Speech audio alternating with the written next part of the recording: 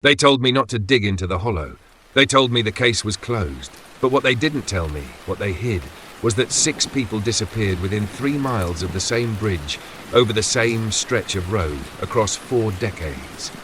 They filed them separately, buried in different counties, each under a different classification. Accidental drowning, suicide, missing person, runaway, and the most recent one? Wildlife attack. But I found the footage. And now I can't sleep without the lights on. I arrived in Belridge, Pennsylvania, mid-afternoon. A quiet Rust Belt town in the Allegheny foothills. Population just under 2,000. Half the storefronts were closed. The gas station attendant squinted at me like he already didn't like what I was about. I wasn't here to make friends. I was here because of a local rumour that never made the news. One that circled message boards, Discord threads, and late-night calls from anonymous tipsters. All of them mentioned the same stretch of road. Bridge Hollow. A collapsing iron bridge over a narrow, tree-choked ravine. No working streetlights. No cellular signal for 1.5 miles in any direction. And a strange, repeating pattern of people disappearing right after crossing it. The most recent was Thomas Riordan, a 22-year-old college student who vanished after texting his roommate, "There's something under the bridge." He never sent another message. No trace was found. I spoke to his mother first. Her name was Lorraine. Thin, anxious, clutching a cross around her neck that she rubbed so much it left a dent in her palm. He was driving back from the university, just taking the back roads. He said GPS rerouted him because of an accident on 76. Then he just never made it. I asked about the message. They showed it to me, the police. They said it was probably a prank or an autocorrect mistake. She leaned in, voice dropping. "But I know my son. He wouldn't have joked like that. Not about something like this. Not after what he told me 2 weeks before." I waited. He said he saw something once while driving that way at night.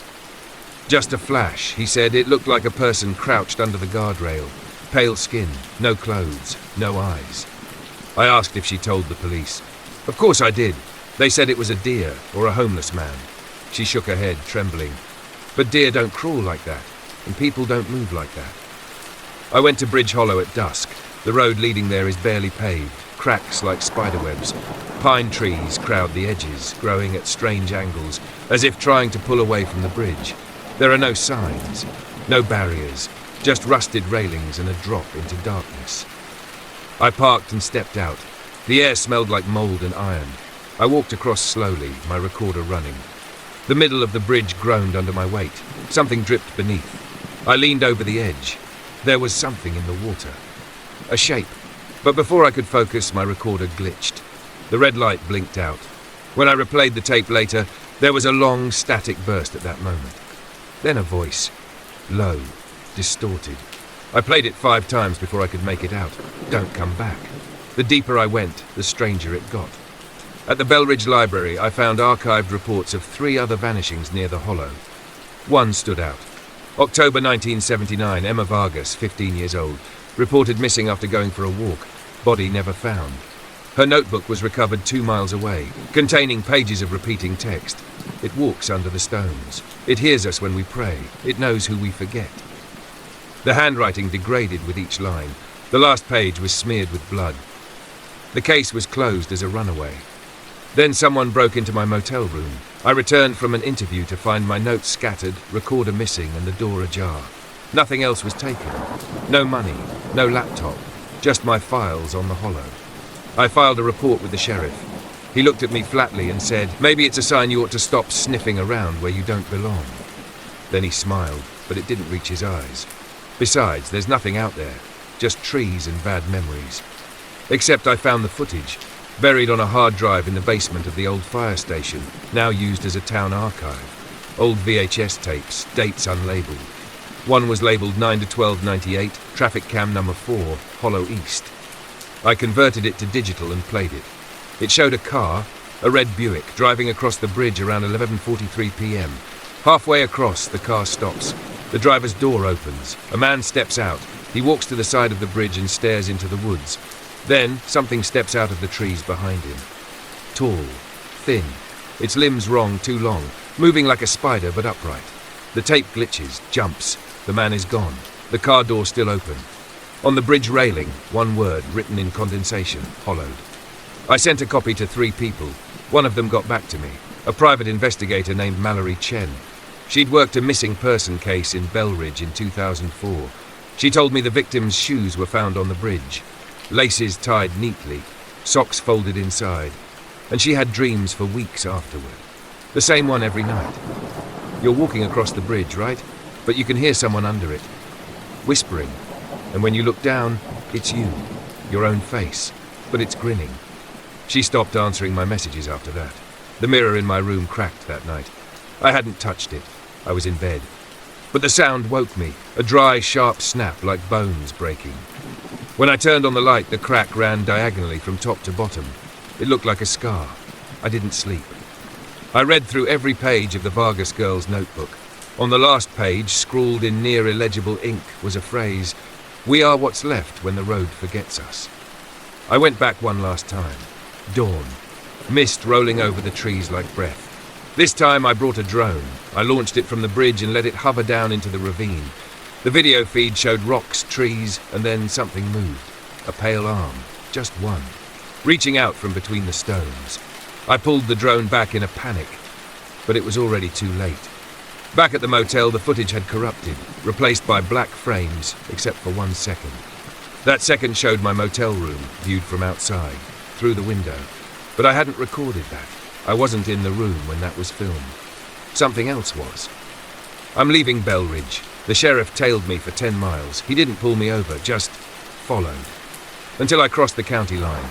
But when I got home, there was another package waiting. Same handwriting. No return address.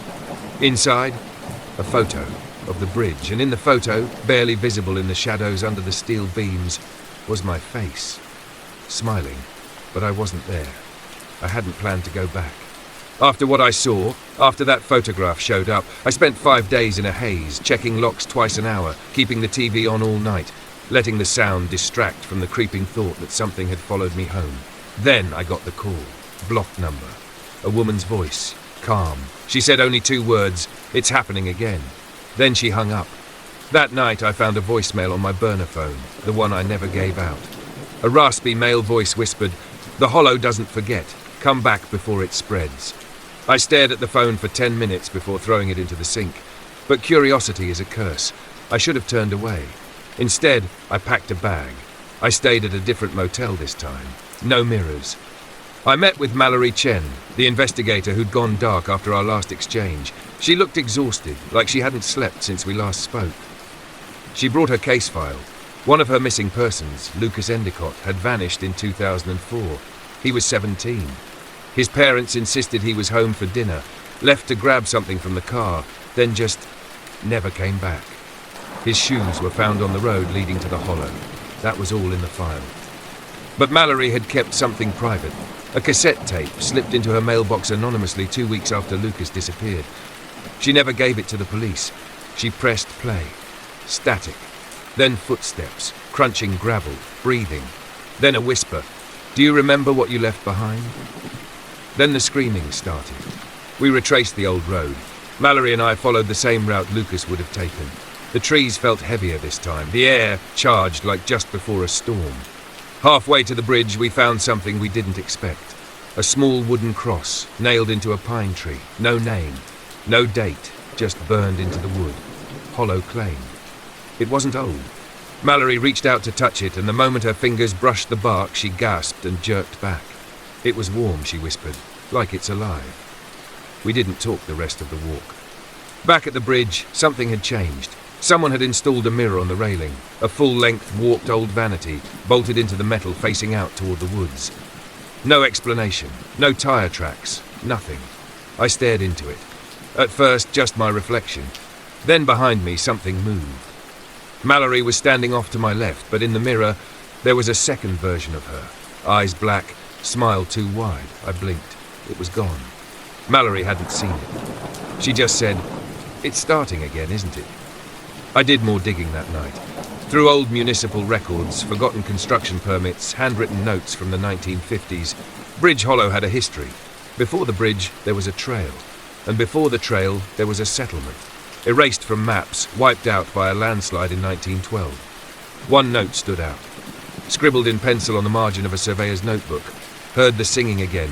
Underneath, can't sleep when it starts. The next page, torn out. Mallory went missing 2 nights later. She left a voicemail on my burner. I hadn't replaced it. I found the recording on my laptop, synced somehow through the old cloud. Her voice was tight, frantic. Dan, I saw myself in the hallway. It wasn't a mirror, it smiled at me. I left the lights on. I locked the doors. But it was already in the room. I don't know what's real anymore. Then static. Then a voice that wasn't hers. We take what you forget. I drove to her motel. Room 6, lights on, door locked from the inside, but no sign of her. Just her recorder, left on the bed, playing the sound of water dripping over and over. I found the burial marker the next day. Not a grave, not exactly. A mound of rocks arranged in a spiral deep in the ravine beneath the hollow. Mallory's flashlight lay beside it. The spiral had words scratched into each stone. One phrase repeated over and over. She remembered. I tried to leave that night. I made it 5 miles out before my engine died, completely. Not a stutter, just full failure, like the battery was ripped out. No signal. Then the fog rolled in. I saw headlights behind me, relief, I thought, until they passed me. The car was identical to mine, same dented hood, same cracked windshield, and the driver? Me. I watched myself glance over, smile, and drive off into the mist. I'm still here. I've stopped trying to make sense of the timeline. My laptop resets every night. My phone shows a different date each morning. But I keep writing. Because if I stop, maybe it takes more of me. Last night I saw someone walking the bridge. A kid, wearing Lucas Endicott's jacket. He turned and stared at me. His eyes weren't empty. They were reflecting something. Something moving behind me. But when I turned, there was nothing. He spoke, even though his mouth didn't move. You were supposed to forget. It knocked twice. Not on the door, on the window. 2nd floor. I was staying at the Belridge Inn again, room 8 this time. The window faced a patch of trees and the empty lot next door. No fire escape, no overhang, nothing a person could stand on. But at 3:17 a.m, 2 soft taps woke me. Deliberate, measured. I sat up. The air felt thick, like the oxygen had been pressed out of the room. My chest was tight. The glass was frosted with dew, but I could just barely make out a shape on the other side. Too tall to be human, too still to be alive. Then it moved, just a little.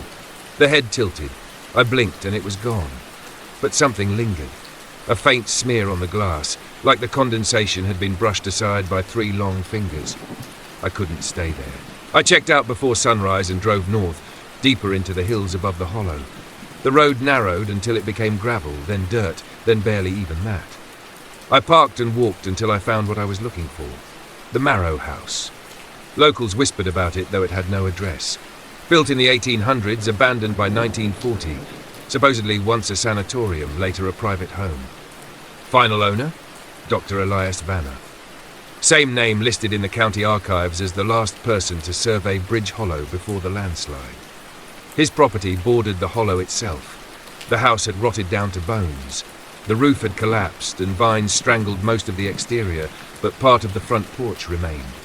I stepped onto it, the wood groaning beneath my weight. I pulled out my phone. No signal, but the recording app worked. I started narrating. July 15th, 11:12 a.m. Marrow House. There are signs someone's been here recently. Footprints. Scratches on the door frame, burn marks near the windowsills, smells like mildew and iron. The front door creaked open with a sound like a dying animal. Inside was worse. The wallpaper had peeled back in strips, revealing symbols scratched into the plaster. Circles, spirals, jagged lines intersecting, like someone had tried to map a maze in reverse. And the smell, like wet copper and old sweat. In the parlour, I found a chair facing the fireplace, and in the ash, someone had arranged charred bones in the shape of an eye. Above the mantel, scrawled in soot, he took memory to keep time from breaking.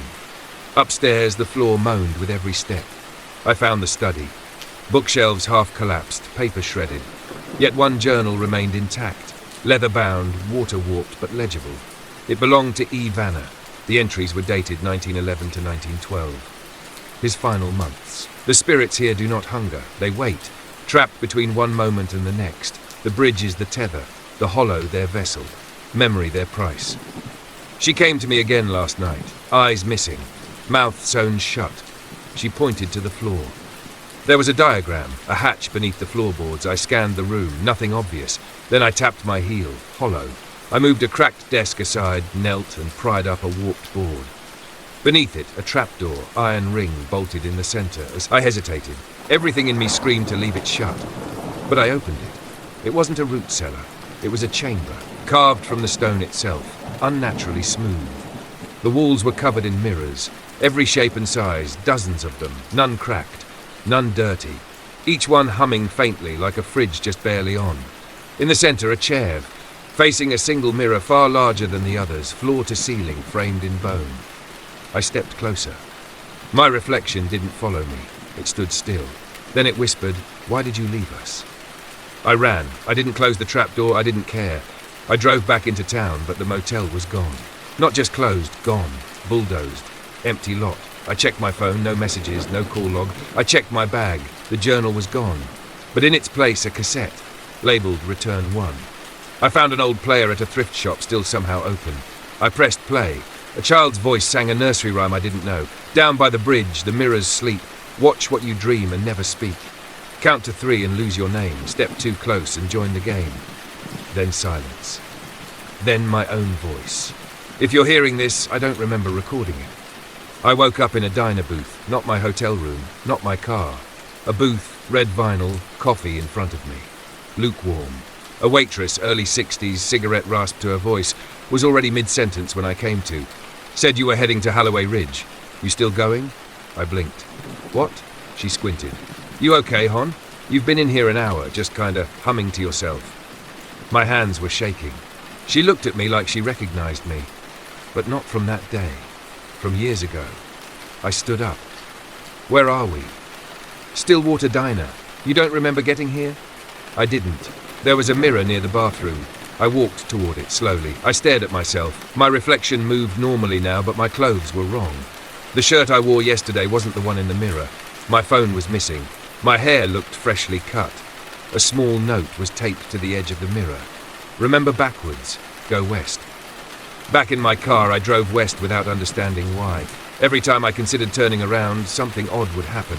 The GPS rerouting me without prompt. Signs that said no U-turn, no returning. I didn't see another vehicle for hours. Just after dusk, I saw the barn. It stood alone on a slight hill. Red paint peeled grey, the kind you see in ghost stories. Something told me to stop. I stepped inside. The air smelled of soot and decay. There were chains on the walls, manacles the size of wrists and ankles. But this wasn't a slaughter barn. There were beds, 6 of them arranged in a circle around a strange sigil painted on the ground. Black and slick like oil, but dry to the touch. A child's recorder lay in the center. I pressed play.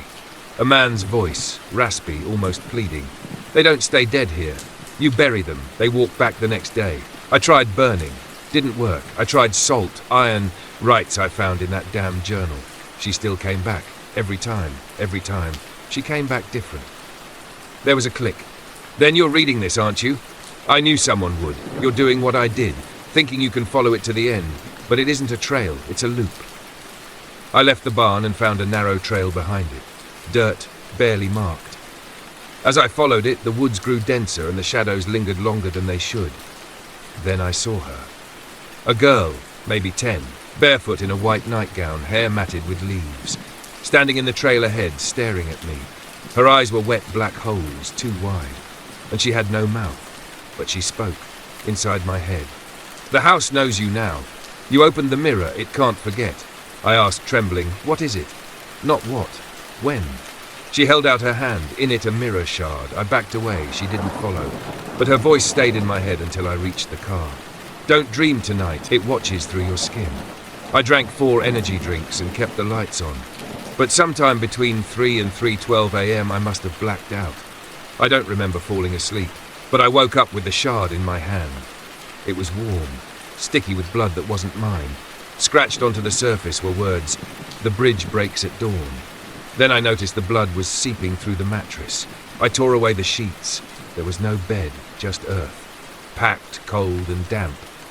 Somehow, in the night, my motel room had collapsed into a pit and I'd slept in it without realizing. I crawled out.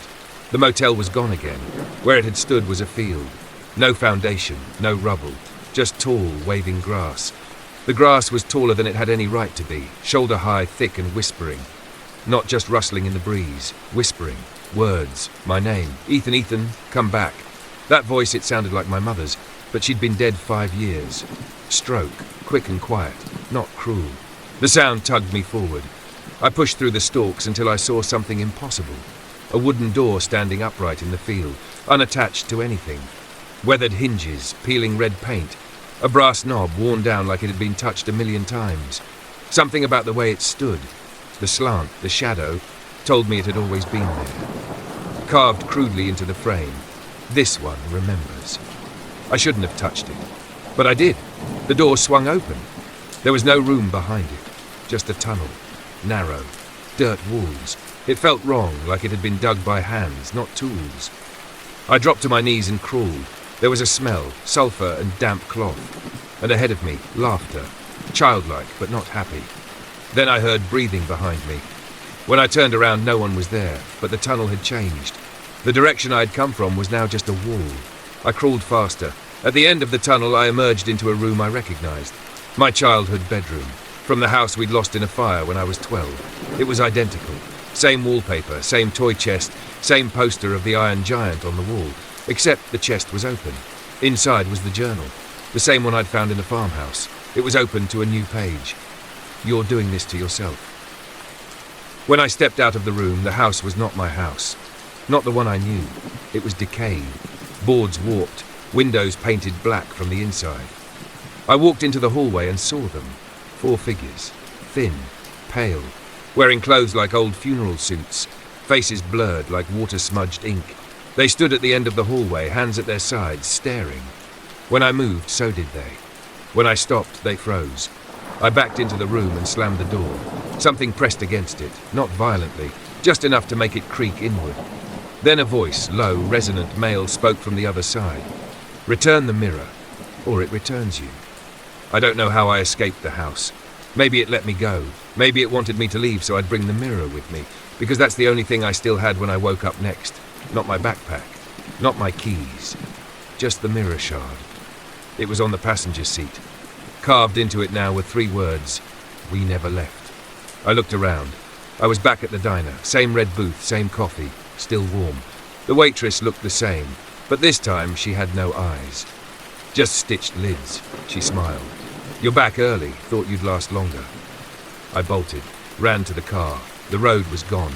There was only the hollow now, a shifting, moaning field that remembered too much.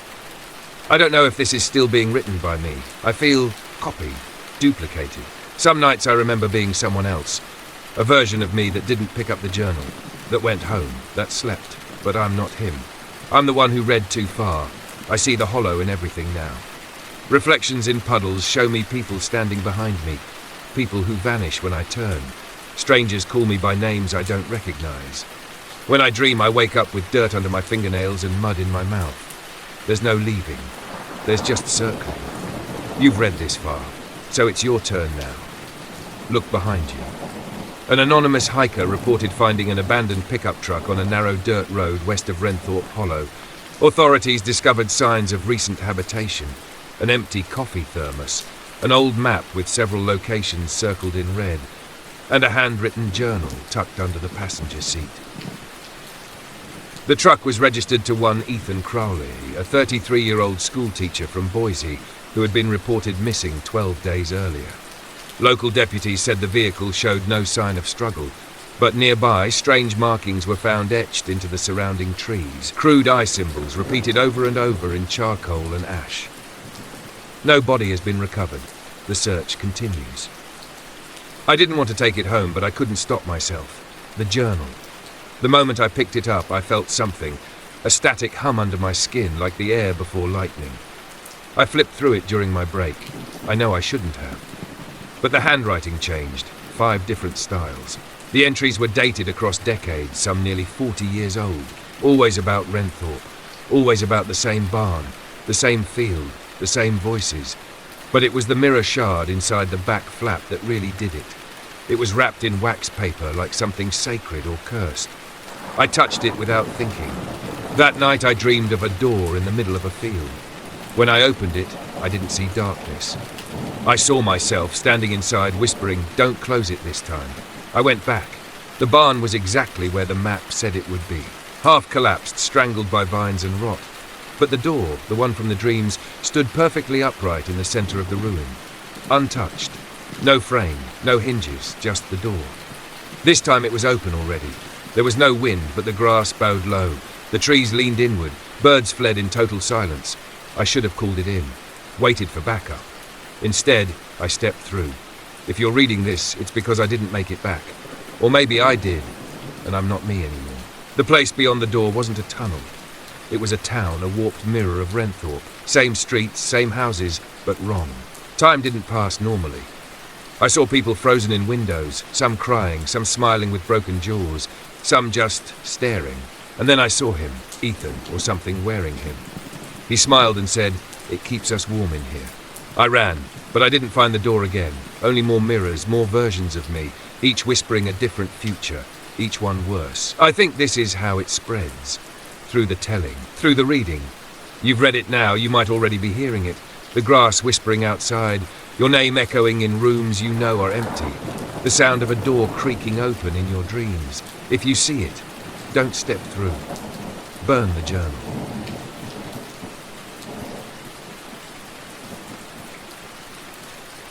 Renthorpe Hollow was a quiet, mist-covered patch of English woodland.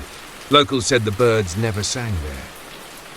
A circular dip in the earth, surrounded by ancient yew trees, it looked like something nature had deliberately hidden. A scar covered over with moss and bramble. And it was here that Michael Braddock, aged 29, disappeared. I was the one who reported him missing. We'd been friends since school. Michael was a science teacher in Leeds, newly engaged, stable. He wasn't the type to go off-grid or ghost people.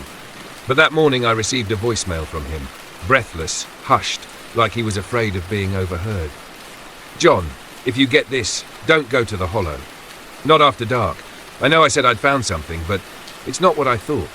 There's something wrong here. I tried to leave, but it wouldn't let me." And then silence. We had met for a pint at the Red Dog pub. Michael was unusually energized, tapping the rim of his glass, talking fast, animated. "Do you remember the Hollow? Renthorpe? Used to dare each other to walk into it at night." "Yeah, I remember the crows." "There's more to it, John. I've been researching." He unzipped his satchel and pulled out a series of printed newspaper clippings, some decades old, and a hand-drawn map of the woods. 4 disappearances in 30 years, all near the Hollow. But here's the kicker. The disappearances always follow carrion reports. Dead animals, whole flocks of birds flying straight into trees, weird electrical interference. It's like something builds up. I laughed. "So you think what? It's haunted?" He didn't laugh. "No, I think it's observing, and sometimes reacting." I got a photo from him that morning, a foggy image of a clearing. Standing stones formed a loose circle. In the center, a half-buried metal grate, rusted, old. "Found this under the ivy," his text read. "Wasn't on any survey map." He said he was going back in after work to document it before the weekend. Said he'd take video, GPS and samples if possible. I warned him, mostly joking, to bring salt or a priest. He sent a smiley face and nothing else. After that voicemail, I tried calling Michael 10 times. No answer. By noon, I went to the Renthorpe Constabulary and gave them everything. The voicemail, the messages, even the coordinates from his last text. They dispatched a search unit that afternoon. What they found chilled me. His car, parked at the forest's edge, keys in the ignition. His rucksack leaning against the tyre. Inside, water bottle, flashlight, and a notebook. The notebook had only 1 page filled out. It hums. It wants to speak, but not in words. They searched until nightfall. Nothing. No footprints beyond the clearing. No signs of struggle. But several officers reported something else. Crows. Hundreds, silent, watching from the trees. I went myself. I wasn't thinking clearly, I just wanted answers. The police had closed off the trail, but I grew up in Renthorpe. I knew the back ways. I took my own flashlight, my camera, and Michael's map. The woods were wrong that evening. Not just quiet, pressurized. Like the air was heavy with static. My phone lost signal 20 minutes in, though I'd had bars before entering. My compass app spun in lazy circles. When I reached the clearing, I found the stones. They were taller than they appeared in the photo, at least 6 feet each. worn with time, carved with strange looping symbols, not letters, more like nested spirals. And in the center, the grate. I approached, crouching to get a better look. The metal was cold to the touch. Old iron, but it wasn't rusted like it should have been, more like it had bled and scabbed. Then I heard it, knocking, from beneath. 3 slow, deliberate knocks, then silence. I dropped the flashlight, scrambled back, and when I turned to run, the crows took flight, not in panic, in formation. The police weren't happy when they caught me back in town, caked in mud, rambling about sounds from underground. They asked why I had blood on my shirt. I didn't have an answer. They kept me for 12 hours, drug tested me, ran background checks, but with no evidence and no crime scene, they had to let me go. Before I left, a female officer, WPC Harding, slipped me a note. "You're not the first to hear the knocks. Be careful, it likes listeners." I didn't sleep. Even back in the city, I couldn't shake it. The sound, those 3 knocks, kept echoing in my head. Not loud, not forceful, deliberate. Like something was trying to get my attention, like something knew I was there. I played back the audio recording from my camera, hoping to prove to myself I imagined it. Instead, I found something worse. In the background of the recording, after the knocks, just before the crows took off, there was a voice, a whisper, almost inaudible, layered beneath the wind. "Stay, stay, stay." It repeated 3 times. I stared at the waveform on my laptop for an hour, analyzing the peaks and valleys of the whisper. Not radio static, not wind interference. A human voice, but not Michael's. She met me in a car park behind the police station during her break. "You're not imagining things," she said, lighting a cigarette with shaky hands. "You've heard it too?" I asked. "Yes, 2 years ago. Same place. We were looking for a girl, Amelia Thorpe, vanished on her walk home from school. We found her scarf near the hollow." "Did you go down there?" "I got as far as the grate, heard knocking, then my radio cut out. When I turned to leave, I saw." She paused, eyes unfocused. "It wasn't a person, not quite, but it wore her clothes."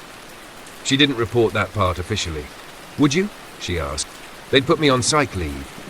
She handed me a photocopy of a page from an old incident report, something scribbled in the margin. "It watches through the birds." I went back to Michael's flat. His fiancée, Clara, let me in. She hadn't slept either. She was angry. Not at me, just at the silence, at the not knowing. She pushed a leather-bound journal into my hands. "I found this in his desk. You'll know what to do with it." Inside were sketches of the standing stones, transcriptions of strange symbols, references to archaeological dig sites, notes about acoustic anomalies near the hollow. He'd tracked multiple low-frequency pulses recorded within the area at dusk, and then I found something that froze me. Theory: the hollow isn't a place, it's a membrane, a thinned part of reality, something on the other side wants through. The final page was a list, names, all handwritten: Amelia Thorpe, Daniel Green, Lila Black, Michael Braddock, Jonathan Hayes. My name was last. I knew it was madness, but I had to go again. I brought rope, a crowbar, a portable radio, and 3 friends, Darren, a military vet, Elise, a med student, and Greg, my tech-savvy cousin, who agreed to rig a live audio feed from my phone. We reached the clearing just before dusk. Crows lined the branches, silent again, watching. The grate was still there, but something had changed. It was ajar. We pried it fully open. A rusted iron ladder led into darkness. I volunteered to go first. Elise insisted on following. Darren stood watch up top. Greg monitored the signal. The air was thick and wet. The walls were narrow, cut from stone, dripping. 20 feet down, we hit a chamber.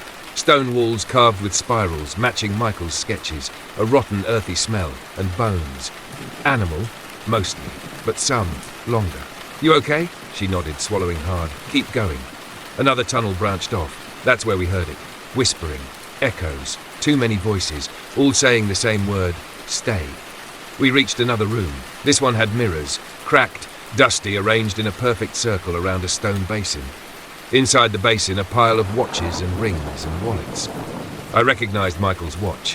When I picked it up, it was still ticking. And then we saw it, in the reflection of the mirror. Not in the room itself, only in the glass. A figure, pale, emaciated, faceless, but wrapped in Michael's jacket. It didn't move, only stood behind us. We turned around, nothing. When we looked back, it was closer. We ran. The whispers turned into screeches. The walls vibrated. The mirrors cracked further. As we scrambled up the ladder, something tugged at Elise's leg. She screamed, kicked free. Darren pulled her out just in time. We slammed the grate shut. The forest was still. Birds gone. No sound but our breathing. Greg's phone? Fried. No data saved, but I still had Michael's watch and the ticking had stopped. That night I came home to find Michael's journal on my kitchen table. Only, I had left it locked in a drawer. A new entry had been added. One more step, one more knock, and I'll be home. The journal entry, one more step, one more knock, and I'll be home, had changed everything. Not just the handwriting, which wasn't Michael's, but the implication. Whatever was beneath the hollow, it believed it was returning. I couldn't sleep again. So I went to the one place Michael had spent hours researching, the Leeds University archives, specifically the collection on unexplained phenomena of Yorkshire moors, dusty old microfilms, forgotten journals. I found something. An unpublished manuscript from 1953, written by a folklorist named Edgar Penlow. It had been submitted for a regional history series, but rejected as too fantastical.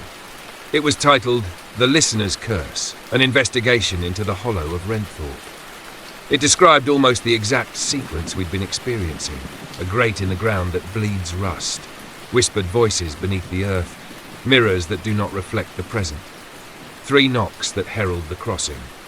But the part that stopped my heart was this. Those who hear the 3rd knock are marked. They will vanish. Not into death, into somewhere else. They are listened to until their self becomes echo. And written in red ink, underlined 3 times, never answer, never knock back. Elise hadn't been the same since the descent. She barely returned texts. When I stopped by her flat, she didn't answer the door. I called her twice. On the 3rd call, she finally picked up. Her voice sounded distant, dull, like she was underwater. He's not gone, he's waiting. I drove over immediately. Her apartment was dark, blinds drawn, mirrors covered with black cloth. When I knocked, she didn't answer. But I heard something behind the door. 3 slow knocks coming from inside. When I forced the door open, the room was empty. No Elise, just her phone on the floor and the journal, Michael's journal, open on the kitchen counter. Another new entry in the same scratchy handwriting. 2 down, 1 to go. I stayed with Darren that night. I couldn't go home, not with that thing writing to me. Around 1:40 a.m., someone rang the doorbell. It was an old man. Thin, ashen, pale eyes. He was wearing a dirty coat and a flat cap, leaning on a wooden cane. He said nothing for a moment, then spoke with a brittle voice. "You been down there?" Darren stepped forward. "Who are you?" "Doesn't matter, not to it." "What's it?" I asked. "The thing under the hollow, it remembers everyone who opens the gate, everyone who listens, it watches through the birds, follows through reflections. Once it knows you, it wants you to knock back." He paused. "You didn't knock, did you?" I shook my head. "Good.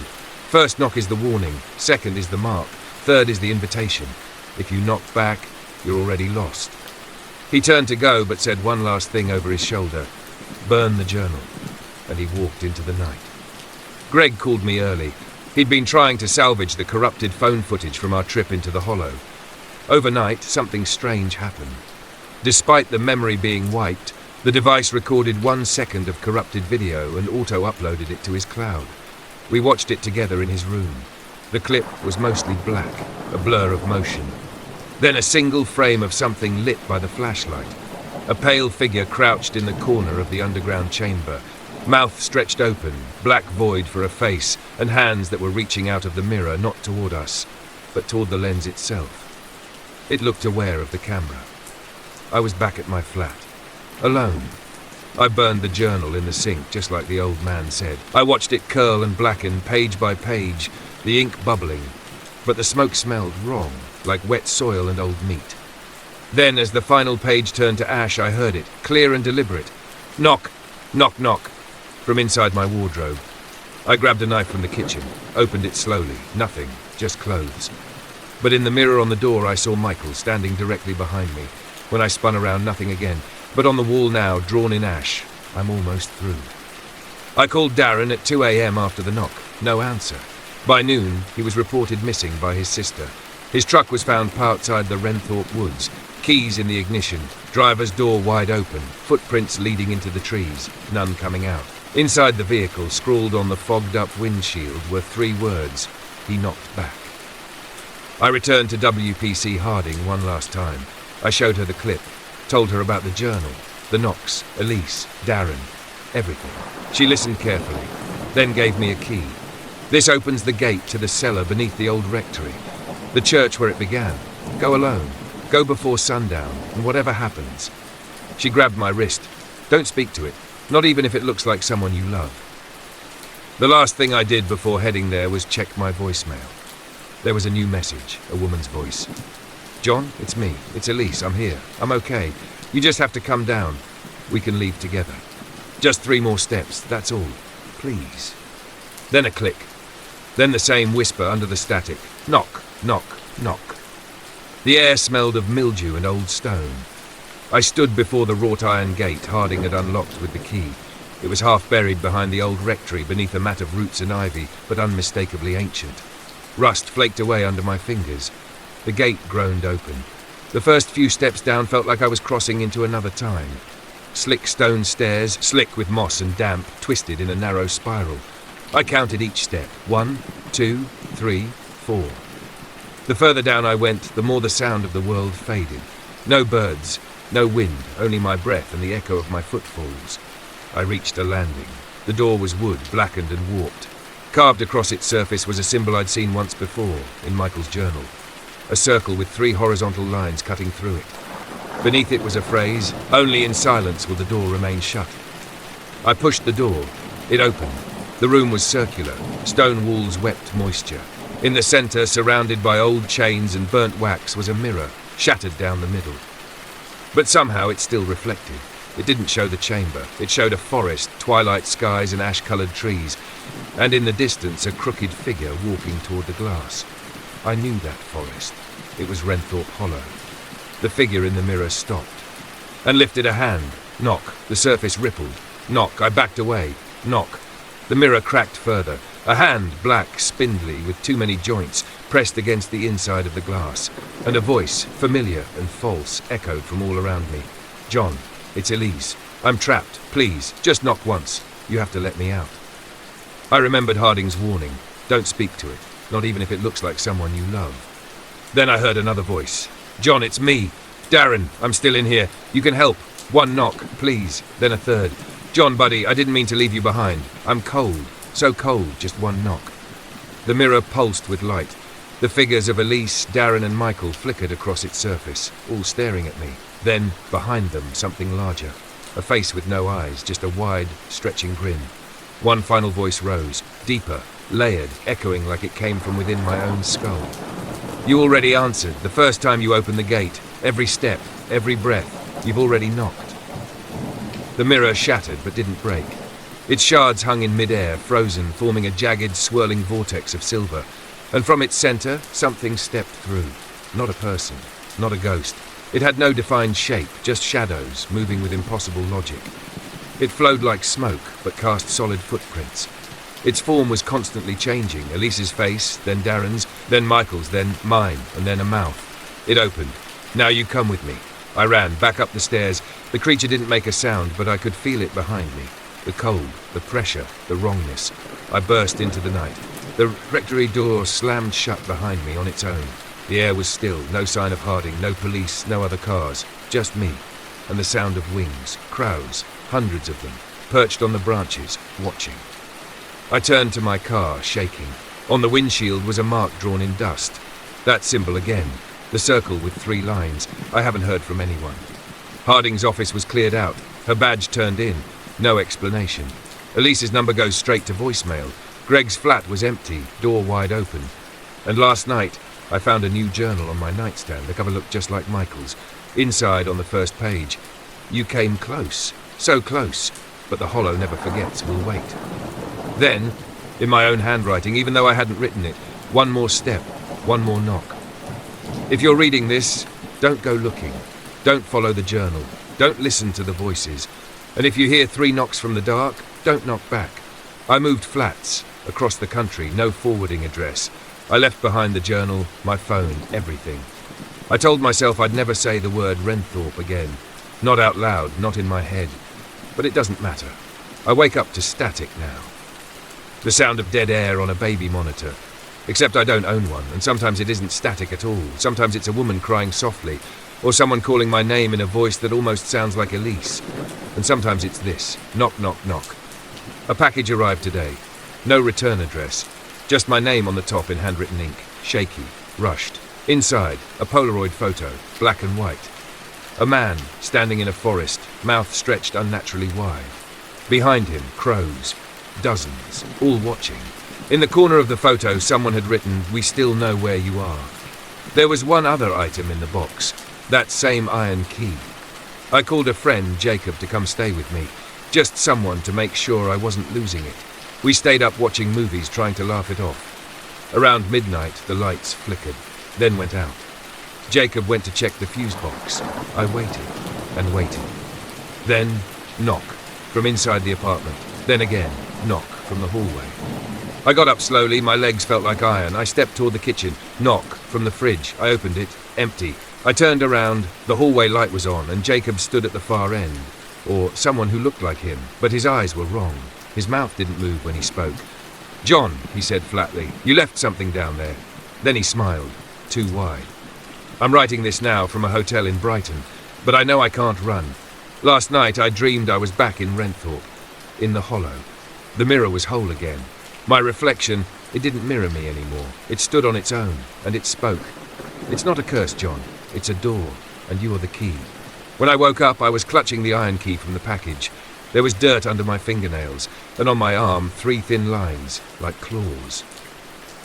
If you ever find a journal about the hollow, if you ever hear voices that sound like someone you love, if you ever get a knock, 1, 2, 3, in the middle of the night, don't knock back, don't follow the crows, and whatever you do, don't open the door, because some places don't just haunt you, they invite you, and once you answer, they never stop knocking. I hadn't touched the iron key in days. I wrapped it in cloth, locked it in a drawer. Still, I kept hearing it. The knocking. 3 knocks. Then silence. And sometimes a 4th. Knock, knock, knock, knock. Tonight I set up a recording, just to prove to myself that I wasn't hearing things. I went to sleep with the mic running. When I played the file back this morning, most of it was just breathing and silence. But at 3:06 a.m., something different. First, a low hum, like a whisper layered with static. Then clear as a bell, "Why haven't you opened it?" Then knock, knock, knock, knock. And then, "Come home, John." I didn't sleep after that. I woke up to find a mirror in the hallway that hadn't been there the night before. Old, cracked, warped silver glass. I live alone. I never bought it. When I looked into it, I saw the apartment, but not as it is. It was rotted, wood warped, mold dripping from the ceiling, crows nested in the corners, and my reflection, it didn't move when I did. It stood still, smiling, and whispered, "They never let me leave either." I got a call from Elise's number tonight. I haven't heard her voice in weeks, but this wasn't her. The call came through, no ringtone, just connected, silence. Then slowly, "John, I'm still down here. It wasn't me before. You didn't help me. You helped it. You gave it your name." Then sobbing, "You don't know what you've done." The line cut out. I checked the call log. No call had been received. I know what it wants now. It doesn't want my fear, it wants belief. Recognition. Every journal it passes along, every reflection it mimics, every knock. It's not just to scare you, it's to remind you that you already know it's real. And once you believe, even for a second, it has you, just like it has me. I'm going back. I booked a train to the countryside. I know the hollow isn't on any map, but I'll find it, or it'll find me. I'm not running anymore. They say if you knock 4 times, it answers. So I'll knock and I'll see who answers, or what. If you find this recording, don't follow me, don't read the journals, burn them, destroy the mirror. Never listen to the 4th knock. Because when you do, you don't just hear something come through, you become the thing waiting on the other side.